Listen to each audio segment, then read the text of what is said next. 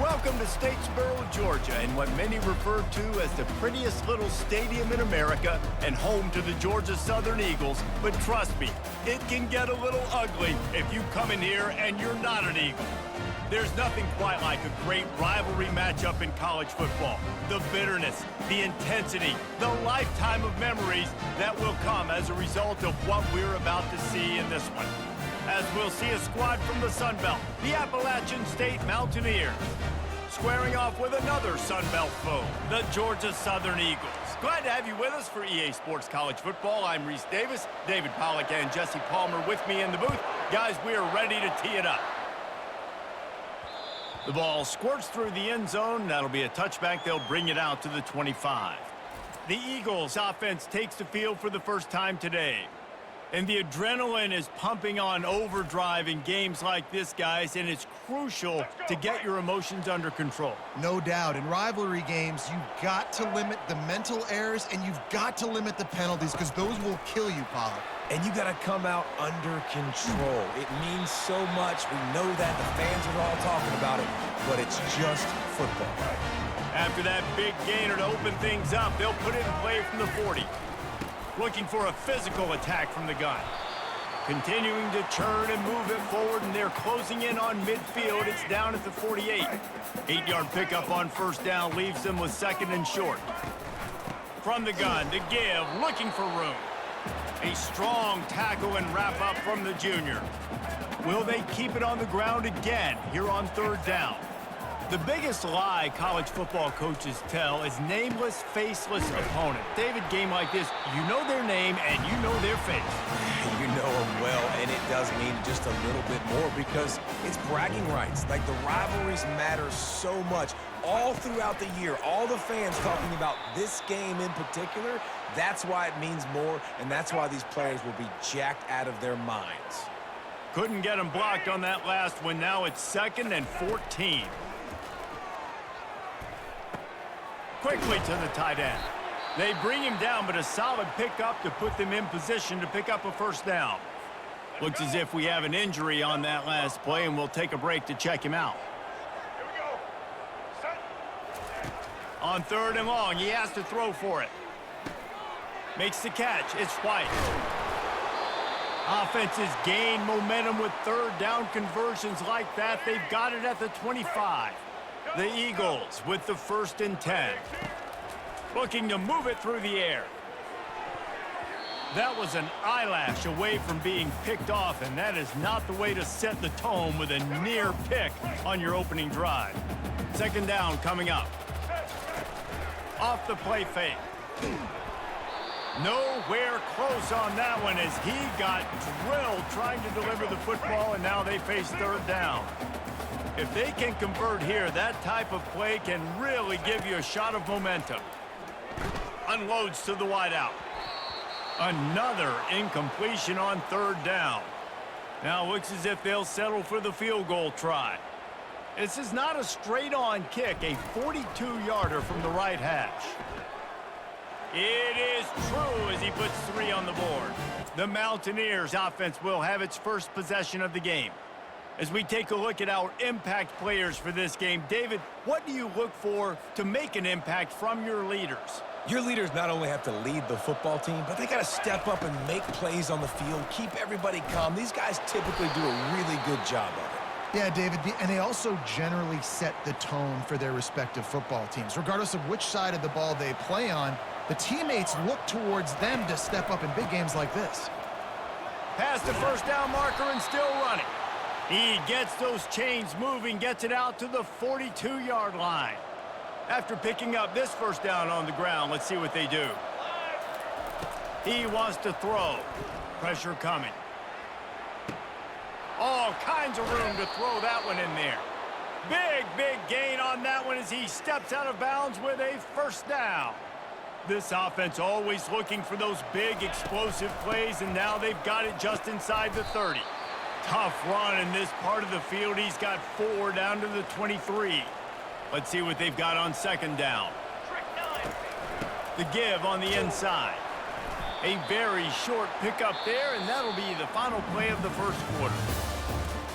Guys, we've reached the end of the quarter. Georgia Southern has the lead. One period in the books, and let's take a look at the stats.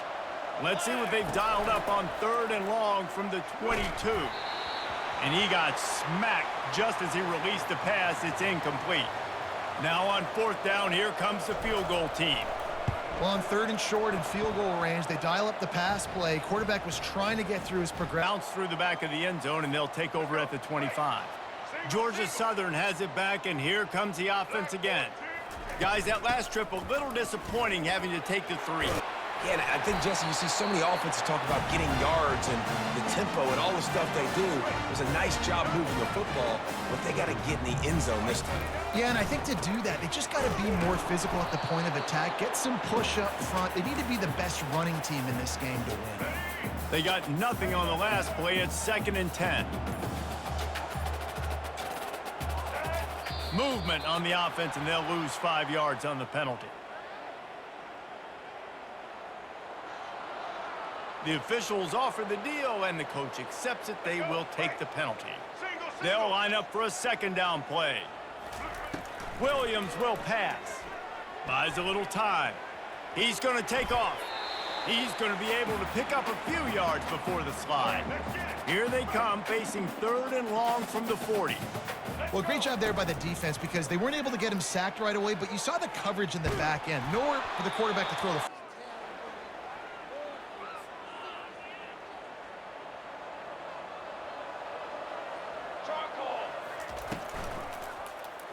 He'll pull it on the read. And I think they'll give him 2 on that one. 2nd and 8 coming up. Win with the running game on 1st down, now back at it. He's looking to throw. Catch in the middle. It's Horn. Finally pulled down, but not before. Moving the chains for a 1st down. Here's this offense with a fresh set of downs. You got to give the O-line a lot of credit there because it gave the receiver time to work all the way across the field on the drag route against zone coverage. Quarterback gets it to him. He's able to turn it up and get a 1st down. We'll take a quick break as we have reached the final 2 minutes of the 1st half. On 2nd down, wants to throw. How about that play to get a hand in there and force the incompletion? Couldn't find his man last time, and that leaves him with a 3rd and 6. He's looking to throw. Got it set up on the outside. And they wrap him up, but not before he gets enough on the catch for the 1st down. You know, it's a nice throw by the QB there. When you're throwing to running backs, you got to make it easy on them. So you want to put it right on their body, make the catch simple, and let them go to work like they did just there, getting that 1st. Pressure's there, and he gets rid of it. Hit hard just as he released it on 1st down and just couldn't get it to the receiver. They have had to wear that beat down since the last time these two met, Jesse. And they've been talking about it for a long time. They were absolutely embarrassed. The players, the coaches, the fans. You know, David, coming into this game this time, they want to put out a much better performance. Oh, there's nothing worse. The coaches are riding you all week leading up into this game, reminding you, showing the clips in the locker room. You know you failed. You want to come out and get a great start in this football game early. Looking to go up top on 1st down. Finds his tight end. They make the stop, trying to pick up just a little bit at a time to get to that 1st down marker. Nice quick throw there. And it's so important for quarterbacks to be able to find a rhythm and to be comfortable and confident. You want to just get the ball out quickly, make it an accurate and easy throw. And you can tell that these 2 guys, they rep that play in practice all the time, and it's now showing up here on game day. A manageable distance on 3rd down as they try to convert from the 20. He's got it on the run. They'll finally put the brakes on him at the 3. A big throw, catch and run on that one. And that's a really good example of a quarterback and his intended target both being on the same page. The timing was almost perfect on that play. That's why they were able to convert the 3rd down, now setting up. And he's going to take it to the house. Touchdown, Mountaineers. And that is exactly what you want from your offense, man. Here we go. Do the show. Right. Check. Black 29 Bongo. They're going to open this drive with a pass. He lets one fly deep. That one will be incomplete, and we are down to 10 seconds to go. Right. Just a few seconds remaining here as they try to put something up before halftime. Quarterback making adjustments with his receivers. They'll throw again after the incompletion.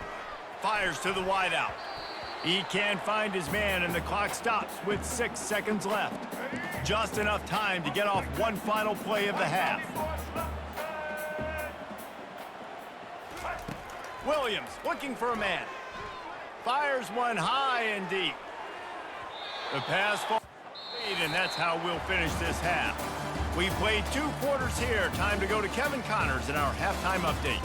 Thanks so much, guys, and I need not tell you, rivalry games always bring out a ton of emotion, and no surprise, we saw just that in the first half today.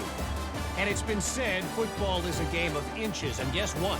Based on the comparison between third down conversion rate today and the average yard per play, how can you argue that? I mean, the low-lying fruit is to look at some of the explosive plays we've seen in panic. But really, this game is going to come down to which team is more efficient when they have the ball and how they play when it matters most. Second half all teed up, and Georgia Southern will start it with the kickoff.